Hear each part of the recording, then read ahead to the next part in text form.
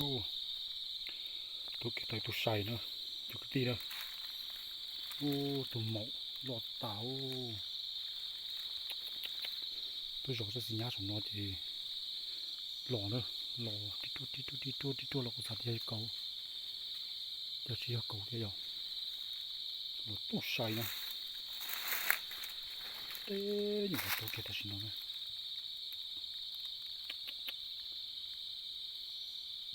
cung thịt tàu một sợi lầu rồi cung thịt tàu tiêu lột cứu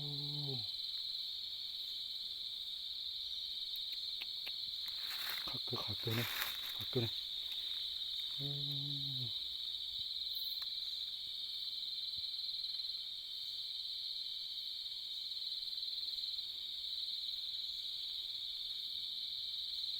tiêu chả biết tiêu có tôm bún đá nữa tiêu tôi cho ra xeo chả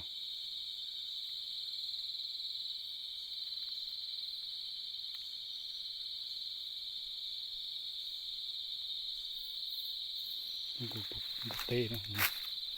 bột tê ở trâu chân nữa chân trâu chân nữa đó nè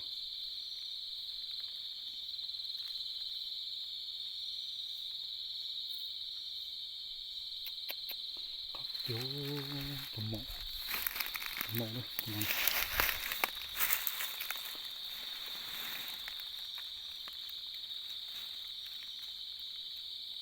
lông còn đừng nhu nữa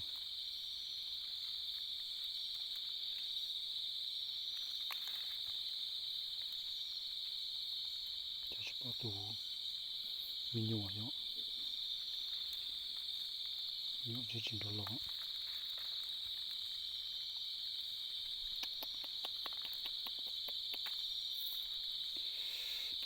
tôm mộ cổng cơ lý nè cổng xì cơ lý nè tức là nó chỉ có xì nè giờ sẽ đây chỉ cái chúng sản phẩm làm món đó đến khi có sai nèโอ้กำลังลากเลยมึงเลย3 คนจะใครชนะมันเลยเป๊ะเลยเนาะที่มายัง3 คนเนาะนี่ขึ้นผูกมาดึงดูดึงเข่ามันไปโอ้ลากมาบาดดีมวยแล้วแบบนี้นะ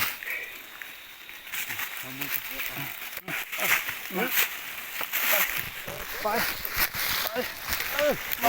ทีนี้ก็มัดใส่ไม้เอาไม้เฮ็ดเดียวมัดทำเป็นเก็บมือโอ้3 คนจับมันเที่ยวมันจับเที่ยวเฮา หมวยหมดเนาะ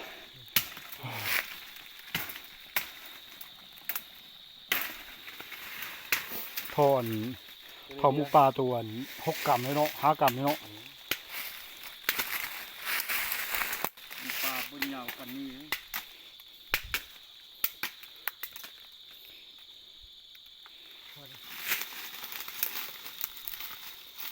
ไม่เดียวเนาะมัดใส่เลยโคตรมันเป็นห่วง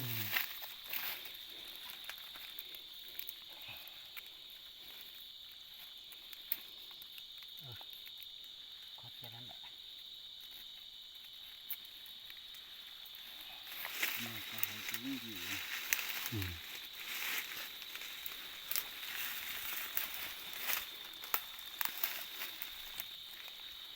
ีเนาะมาแล้วมาจับคนเบืองยังไง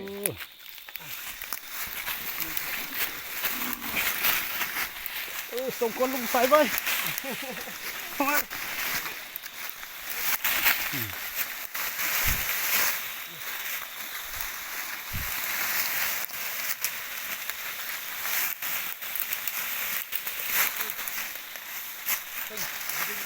มข้างหน้าเลย คิดพวกมันนั่งกัน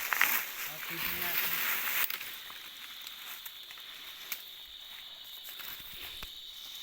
ลากเนาะโอ้ลำบากขนาดทางของมือเนาะ โอ้ชาติรถสานะ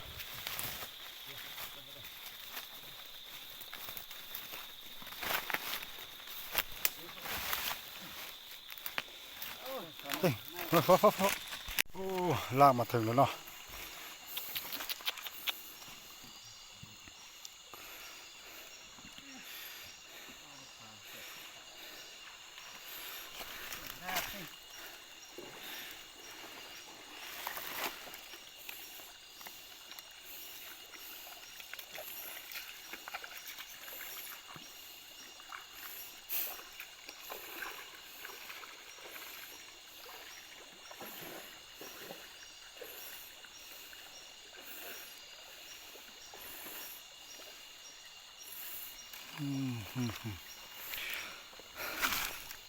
ลูกเกานี่เขาจะรู้ว่าลูกเกาเนี่ย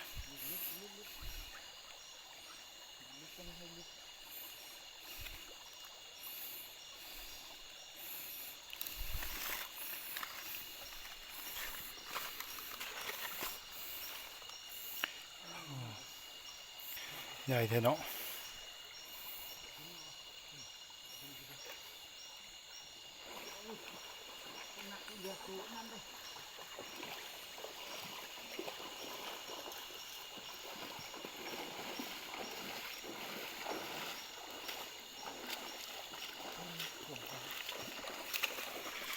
แล้วจะลงมากินน้ำเลยเนาะ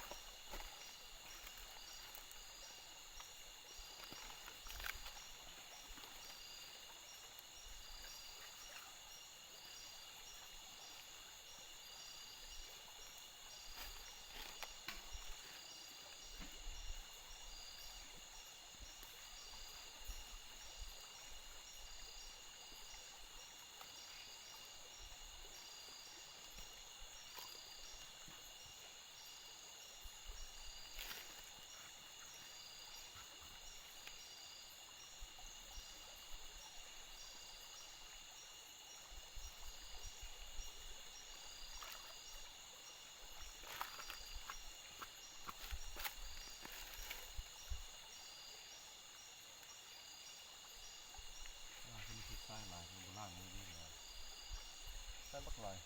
ใส่บักลอยโอ้ล้างตักน้ำมันล้างตักน้ำล้างล้างเขาเนาะเอาน้ำซับแล้วล้างใส่บักลอย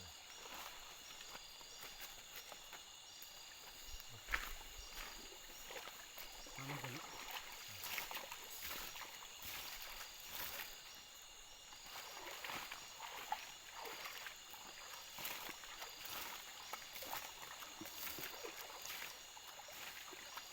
มีดิมีนี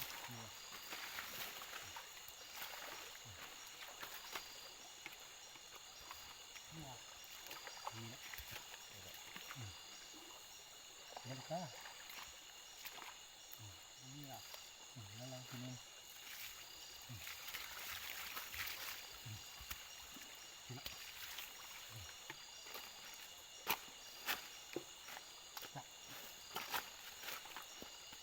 เฮ้ยนี่เข้าอ่ะคือเข้าอ่ะนี่เลยอันนี้น้อยดูมันมา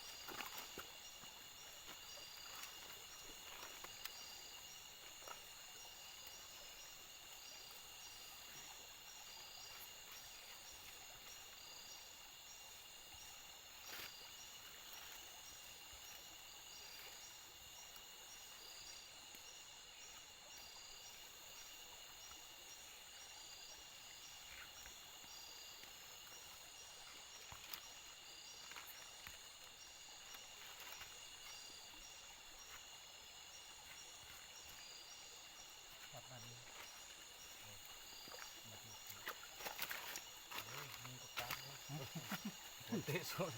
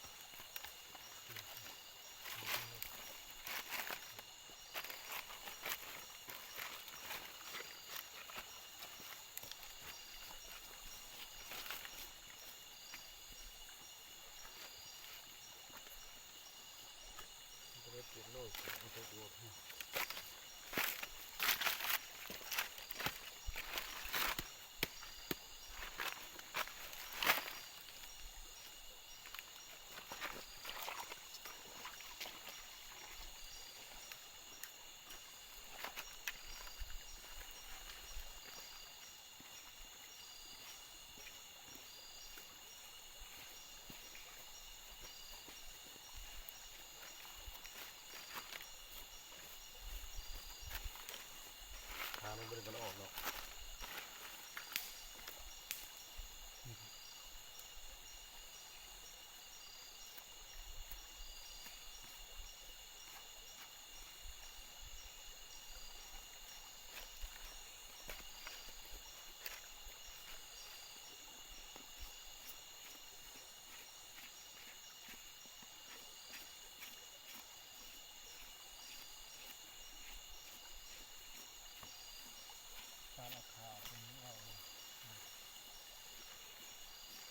ไม่ให้ออกเลยทาง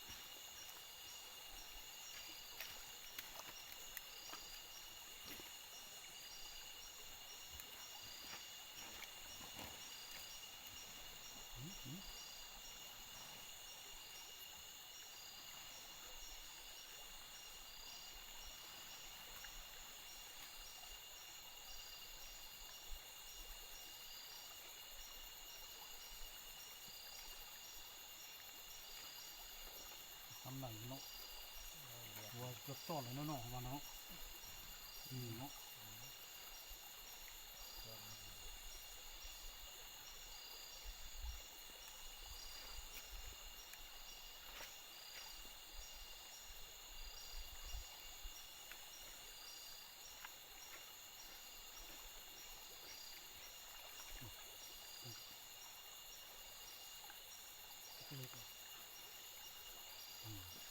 ลูกพี่เนาะ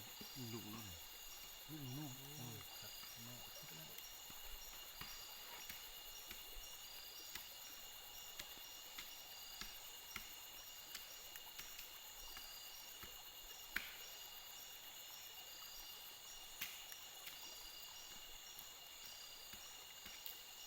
พ่อมันน้ำป่า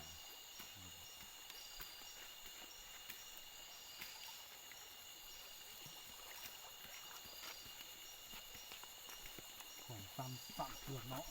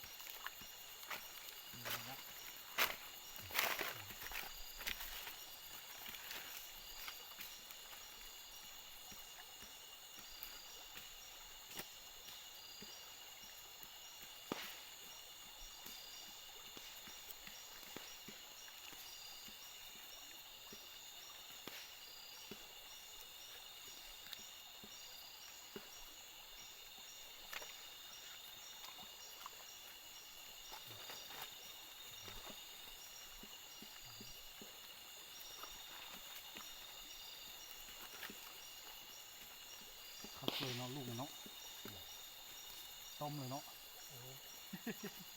เอาแต่น้ำพุมันแหละตรง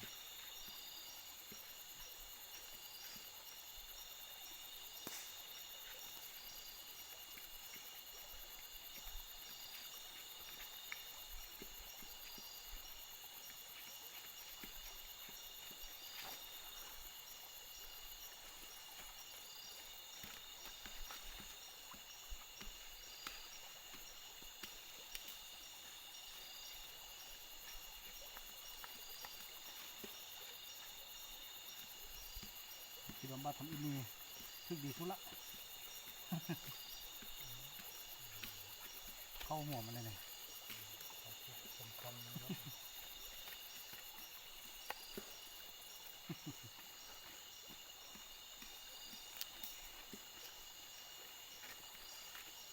ขึ้นหมด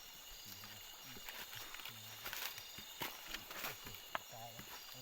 เอาใบตองมาใส่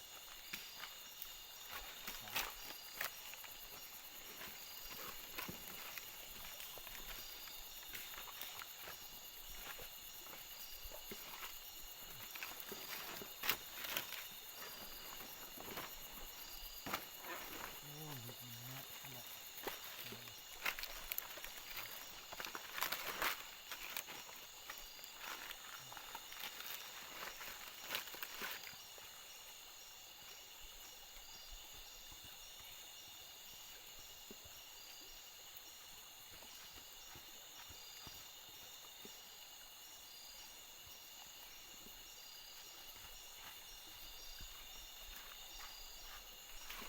โอ้ชอบมีหนึ่งอย่างเงี้ยล่างอย่างเงี้ย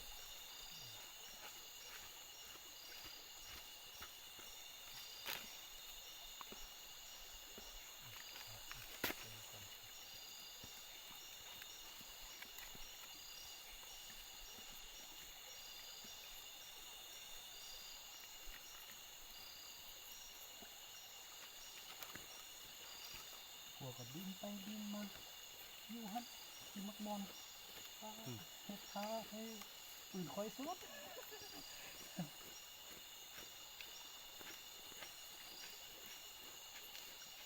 ครบเทียบไปสองยันอีกในนั้น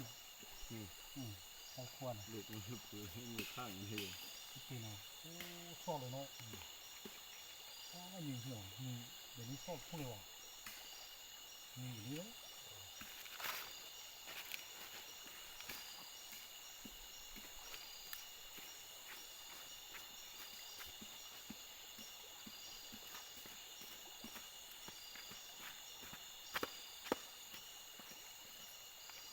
คือลูกหลาน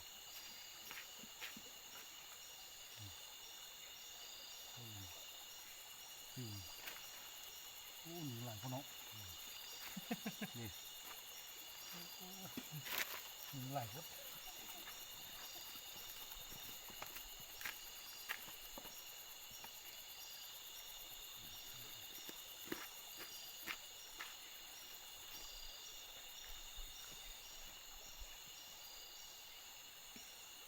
ขอฟังเลยเนาะ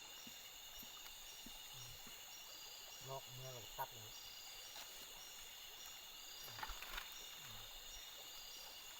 ประมาณนี้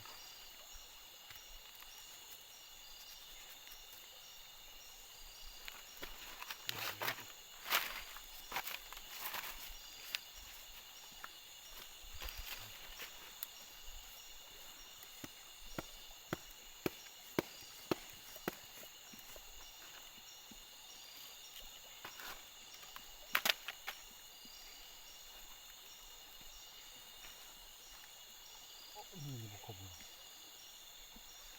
คือขาวนะ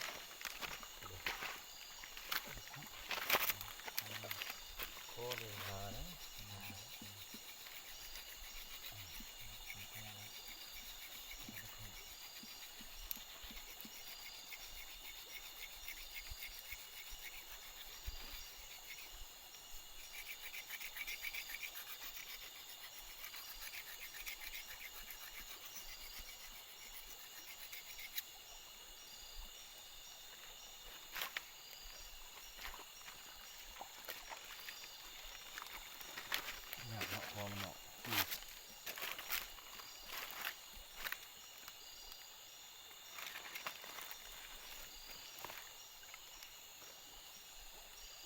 ดเลยเหรอ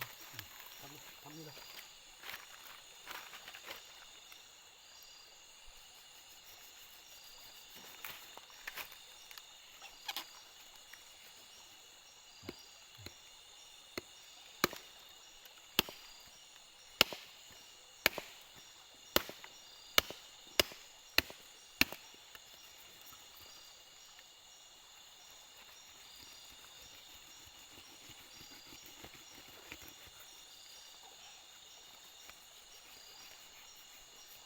หยาบขึ้นละ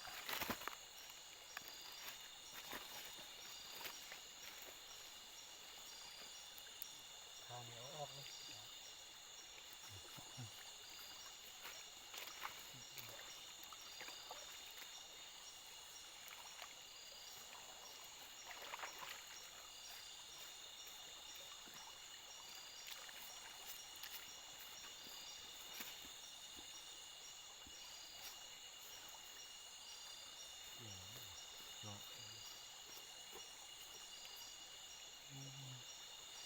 สอดหนึ่งมุด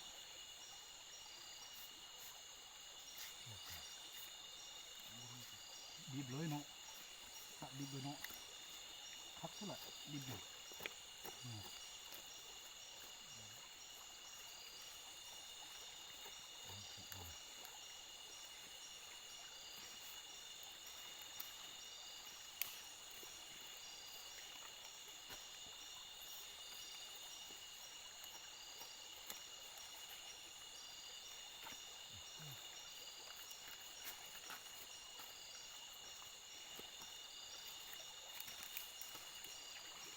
บดจับนี่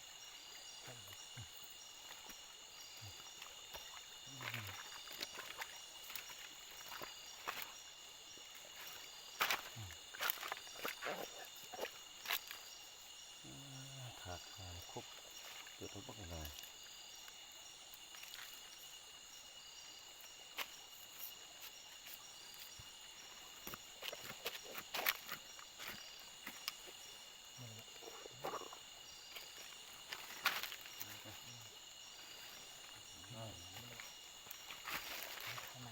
ก็ผ่านไหม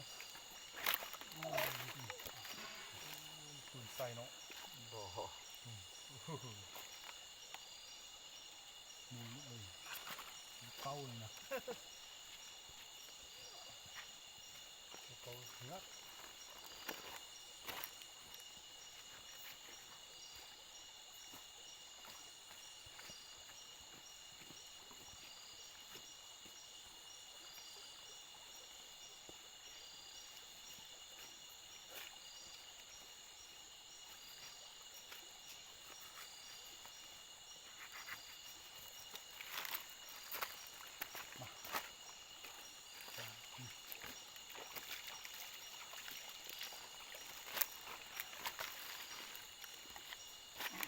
อันนี้ออกกันแล้ว เอาลูกเอาท้องมันออกเนาะตัดท้องมันออกนะเนี่ย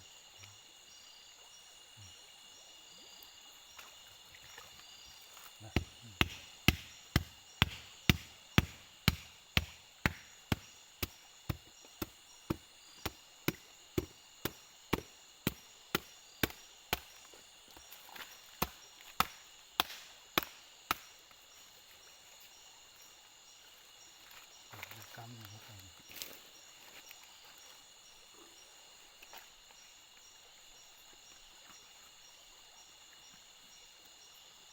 ตัวกี่ลูกมันนะครับดีนะ เดี๋ยวนี้ก็ไม่ใช่เนี่ยมีก็มันมีมันมีแล้วเขาลาดคนเนาะแล้วปากขั้วมันอ่ะตอนก็มันนี่แกะมันเขาลาดคนมันกระทบกระทั่งออกแล้ว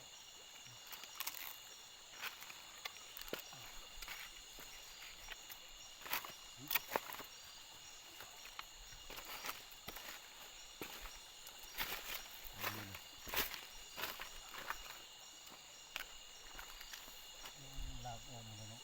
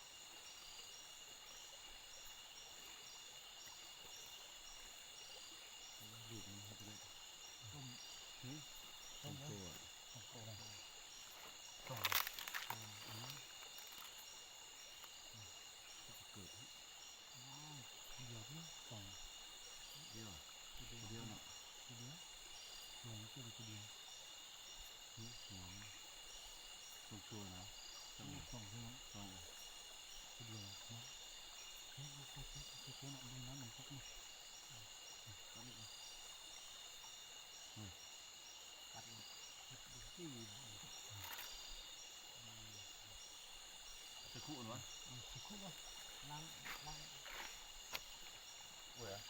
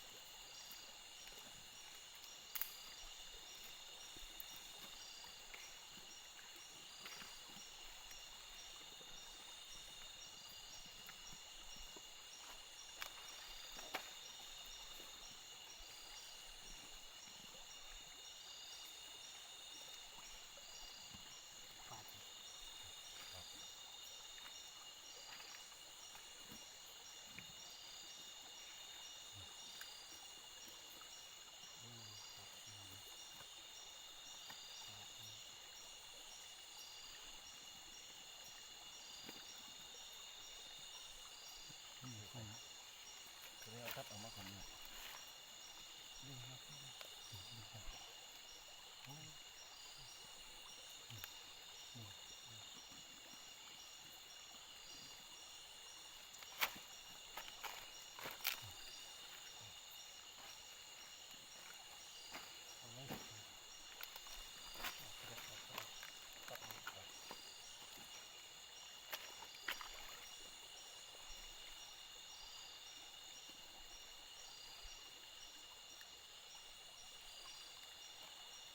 โค้งมาน้ำมันเนาะ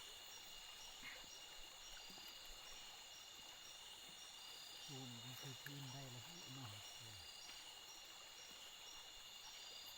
พวกมันเนี่ย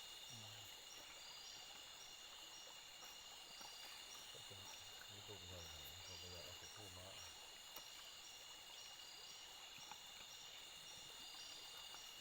คิดให้ตัวคิดดิหัวหมดเลยบินจะพูดเลยก่อน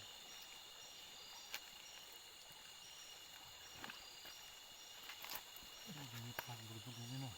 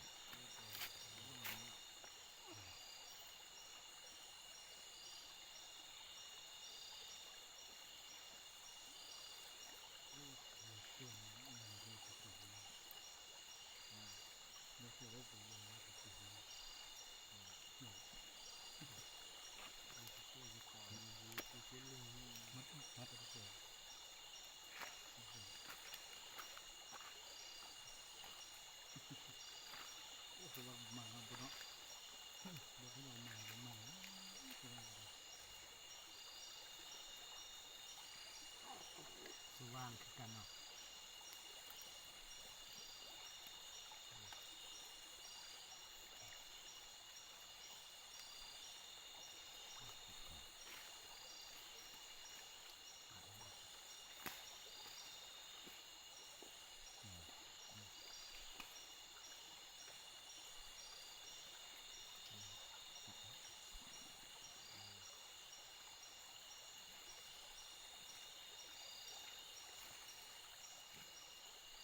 ล่างไว้นะอะไร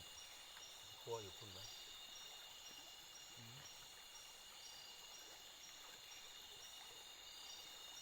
นักอันนี้กับข้าวแห้งนี่เนาะอันนี้เจาะนะ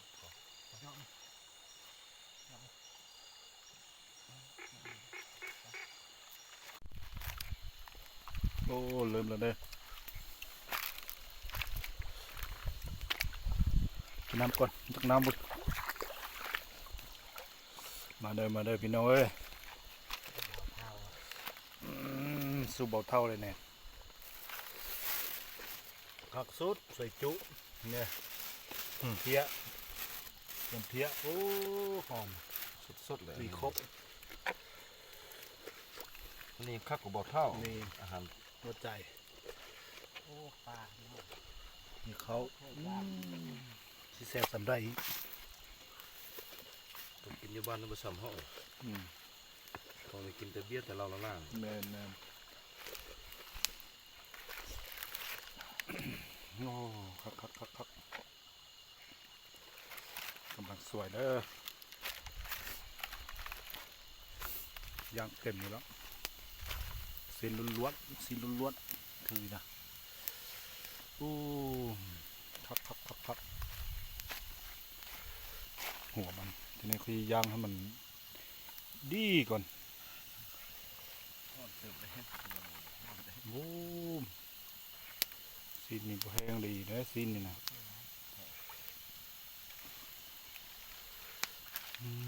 เต็มเลยเนาะคักสุดเลย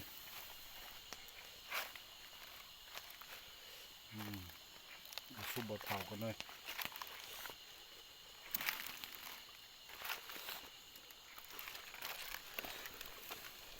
ตับโอ้ตับเด้อเนี่ยตับไตอ่ะ ครบหมดเลย จะมันแซ่บแล้ว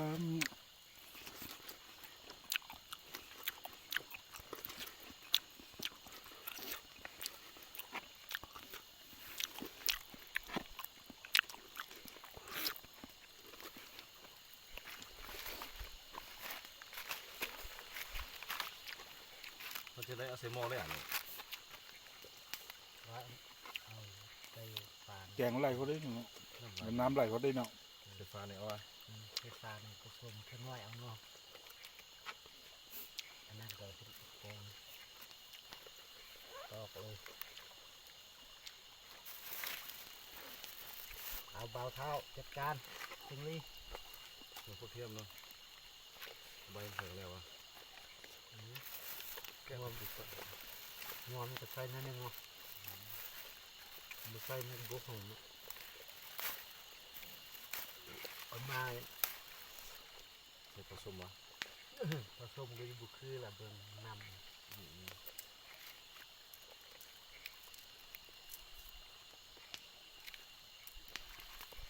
บ่ได้ก็สดอยู่นี่แหละ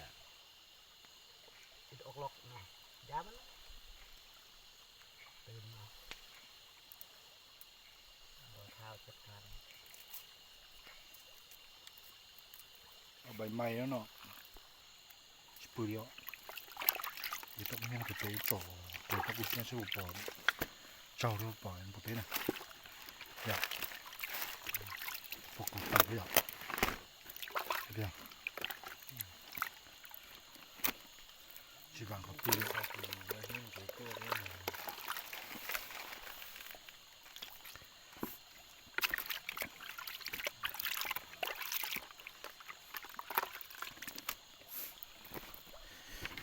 เรามาชินชัยพอจง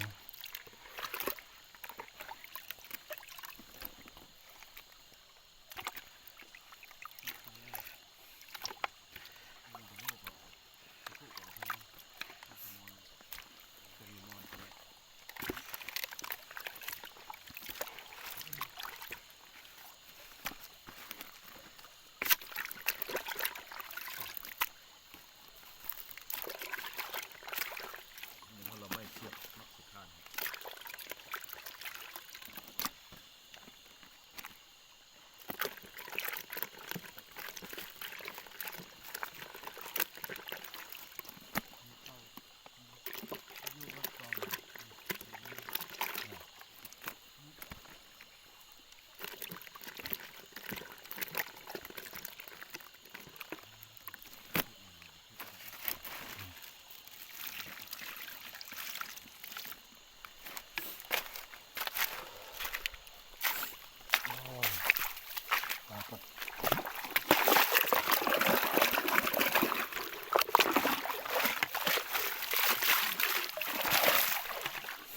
ที่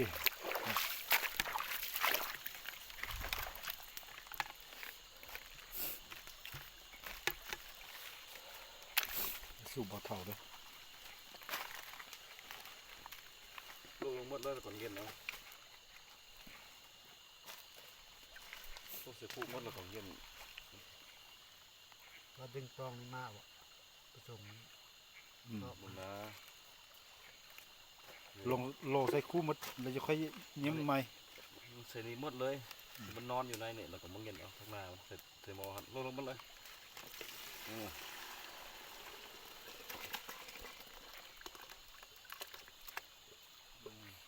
ล้างก่อน นอนก็ ล้างก่อนวะไปล้างก่อนวะ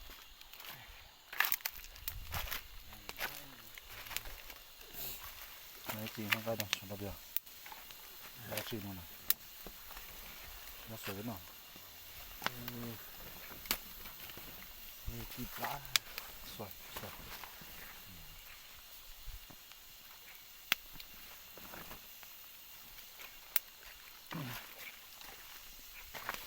เป็นในซอกปืนไล่ใส่เนาะ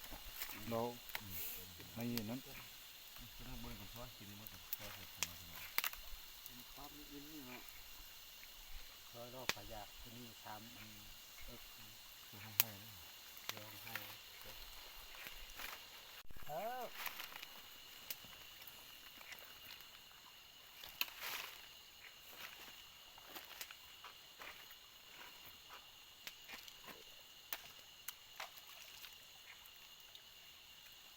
จังเกลือ ย่างเกลือจะใช่กัน ชิมมาก่อนแม่ไม่เสร็จนี่วันนั้น เป็นทางใช่ทุกชื่อมึงบุญจันทร์ เกลือใส่เยอะชิมมาก่อนเสร็จบนได้อันนี้ ใช้คานก็ได้ทำที่เคย ตั้งอย่างนี้ได้ตั้งก็ได้เหรอใส่แล้วใส่ฟ้าเก็บเขาดิยับมาแล้วนี่บอก อันนี้งับไปให้เนาะ วันนี้เราก็ต้องคนนี้ต้องคนนี้ตรงนี้ นี่ระวังตรงเสร็จ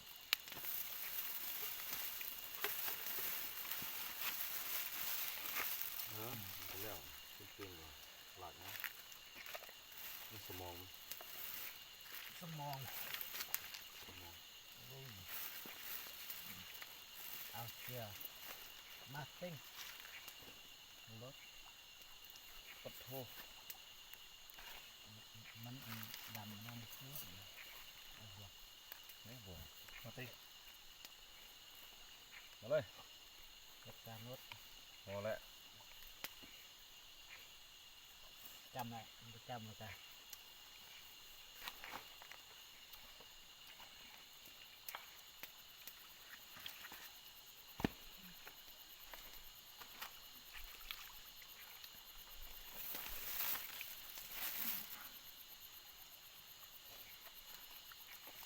มาเลยนะ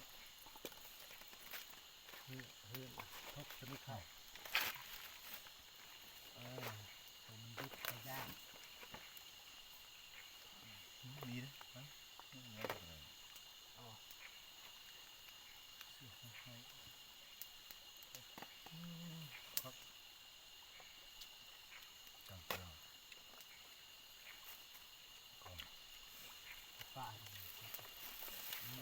นี่แหละ เนอะเกลือเนอะ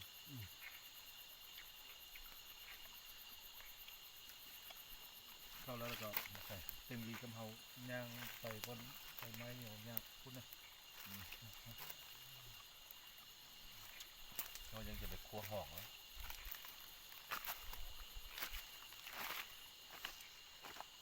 ขอเพิ่มมาใส่ครับ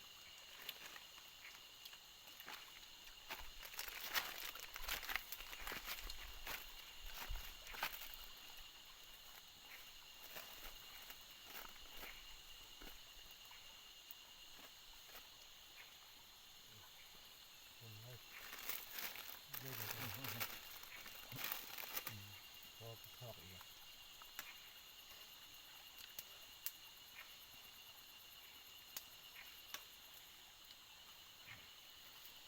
บลายมีกระปิบุมัดนะ ตัวนี้อื่นพี่น้อง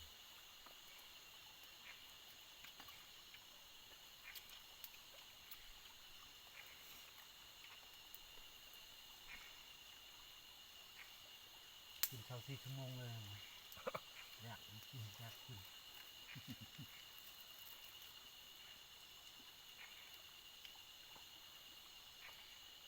กินแกงกันช่วยเต้น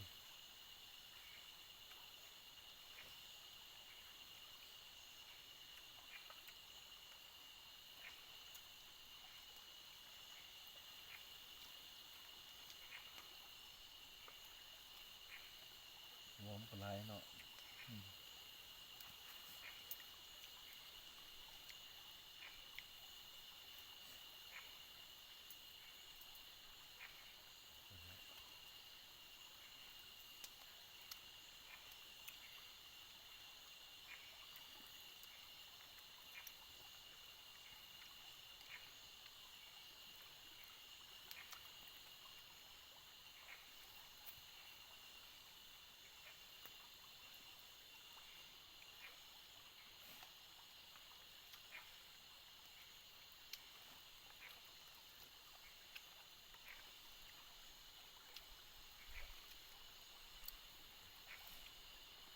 เยี่ยมผมที่สุดเนาะ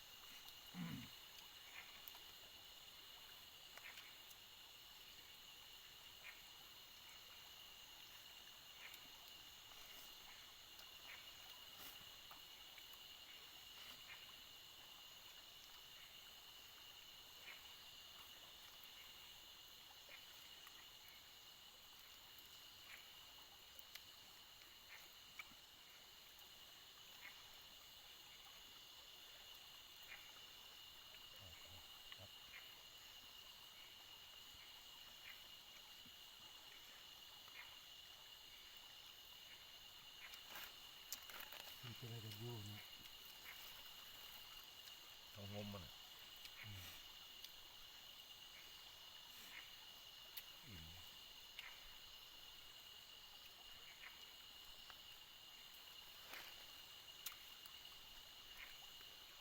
จะมางมเราทีเหลือ จะมาจวบเข้าในบุกข้อพี่น้อง นั่นแหละ แซ่บสุดแล้วเอาเลยจับอิ่มเขาเลยปากเขาดังเขาเลย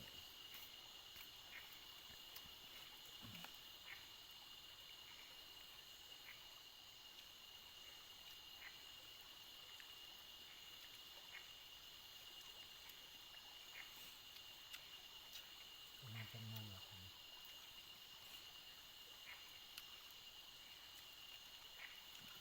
2-3 โมง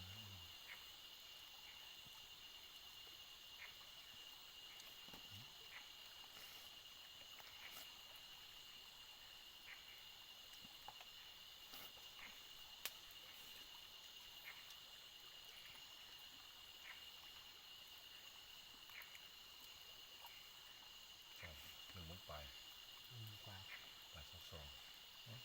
ดูหนู มันปลาข้อสอง เขาบนเขาไม่ได้นอนเลยติดต่อแล้ว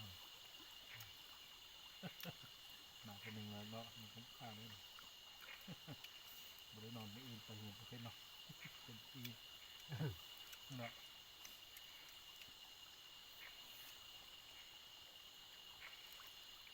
ชิ้นมันทั้งหมดชิ้นอ่อนเลย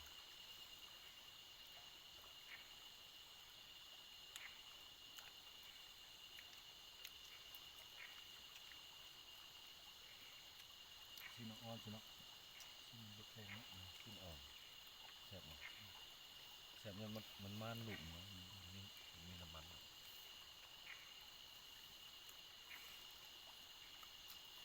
ก็ไม่หลกน้อยนะจอยละชิ้นก็แห้งๆเลยมีมันแซ่บมั้ย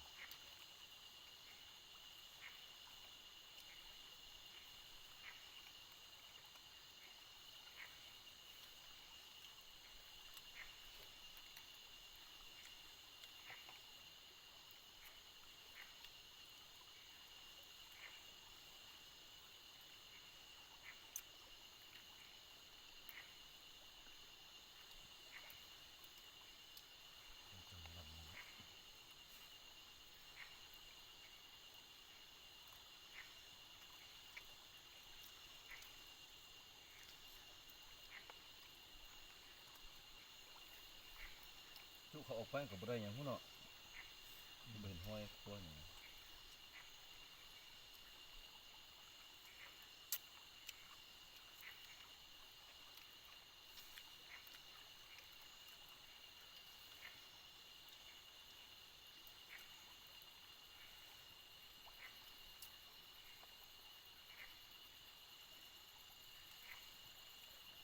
ปวดขาอันเนาะพักกัน ก็ไหวแล้วพอแล้ว กินแล้วก็ย่างไปย่างมาได้เอาสะใจครับเฮ็ดแต่น้อยเดียวนะสิ้นนี่น้อยหนึง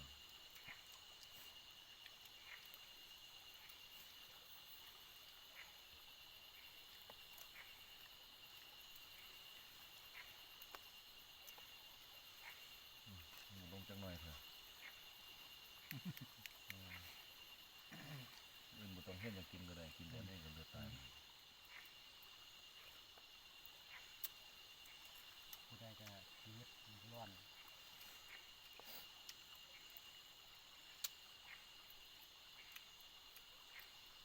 เป็นฟื้นใหญ่เฮาเลยพิจารณาเลย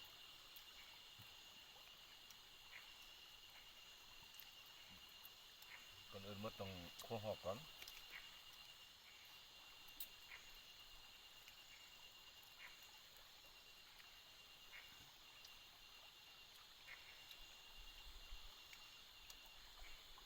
น้ำได้ลายนะ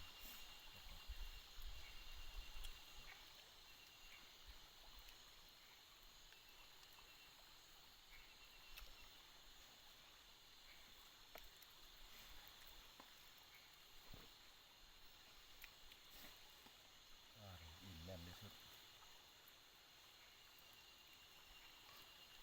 สมองเห็นสะมันคนนี้นี่บ่แม่นนะใส่มันเจ้านี่ไปปิ้งแซ่บเนาะน้ำมันเนาะ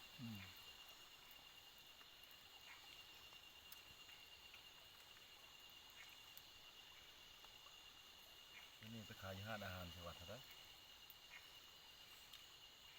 เบิ่งแต่เขาซื้อน้ำเขาเนี่ยแสนหนึ่งเนี่ย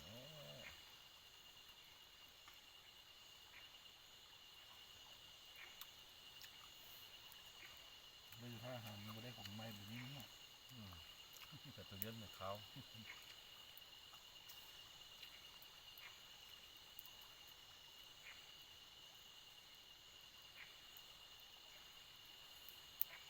เอาก่อน บัวยินมันลายเลย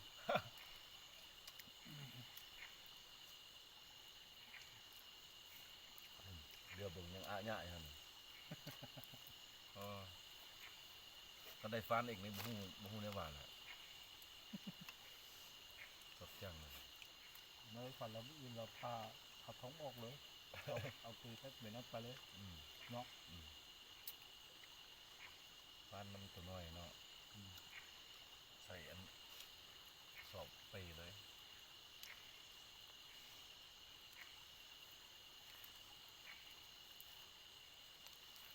ปลากินไปกินมากกว่าก้าน ตอนเช้านี่คือแซ่บสุดกินของตัว ปลาเนี่ยยอมคนก็ยอมปลา บุญเริ่มออกแค่สิ้น ปลานี่มันต้องเป็นจับแล้ว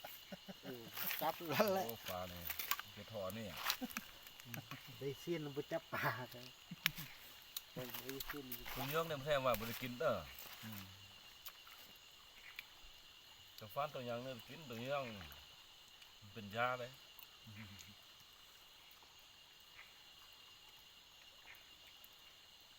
คือเขาได้แท้ๆก็เขาไปขายเป็นโตซะอย่างนั้นเขาจะได้กินอ่ะขายให้เจ้าอันมีเงินก็เอาซื้อไปเฮ็ดยาให้ไง แล้วก่อนไปทางรับแกนเนี่ยเอาปืนแก๊สนี่ก็ตายเรียน ตัวยังเนี่ย มาตัวบ้างใหญ่จะได้สุดต่อใช้ลูกโดคันเดร์เนาะที่อย่างนี้ก็ตาย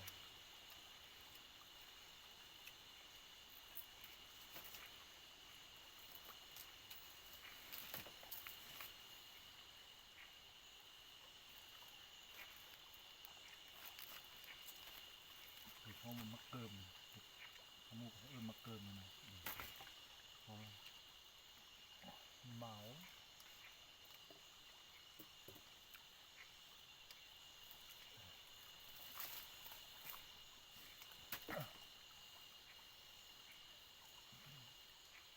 โคตรหนาวที่เราเป็นหมูป่าเว้ยมันไม่ได้มืดเลย นี่เบิ่งนี่คือหมูป่าเนาะ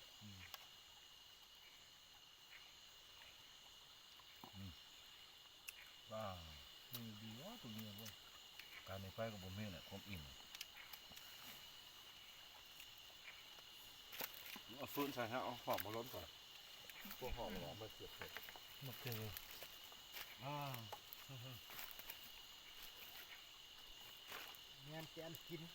ทั้งนั้นก็มีการกินมัดย้ำมันย้ำได้ก็ได้ที่นี่เนาะมันนะตัวนี้ผมเคยเกิดอาญะอยู่เนี่ย มันนั่งมาแล้วมันไปตรงเนี้ยไอ้ตัวเนี้ย เรื่องของตัว ถ้าดีนี่จะได้3 ตัว4 ตัวก็ยิงตัวนึงเขาคิดว่ามันมาเป็นตัวเดียวเนาะแล่นไปคิดว่าบดตายหู้แล่นไปตัวนั้นแล่นตัวนึงแล่นนี่ โอ้ยปูกับเบ้าเบื่อแหละอิ่ม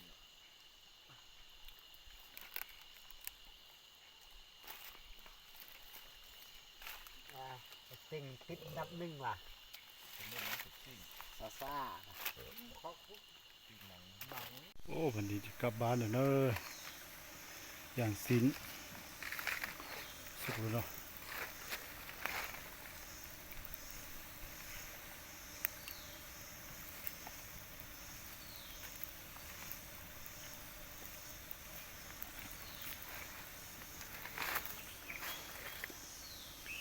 โอ้ธรรมชาตินี่ต้นไม้ปลาดุกตึกหน้านะมีสักซาบะซินโอ้ไหลสนิทไหลอย่างน้ำนี่ก็มีปลาบ้างไรเลยนี่ให้บ่อปลาให้บ่อห้าเลยเนาะบ่อห้าปลาเลย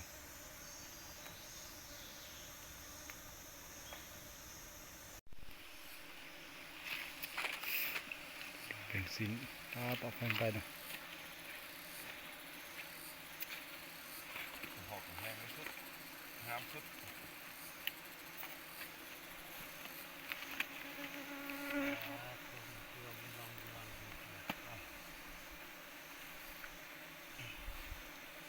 แล้วก็มันปั๊ม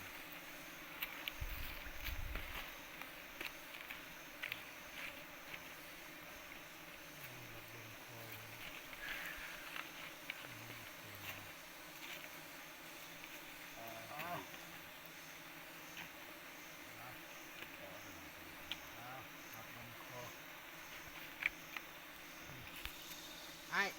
กัดดีด้วย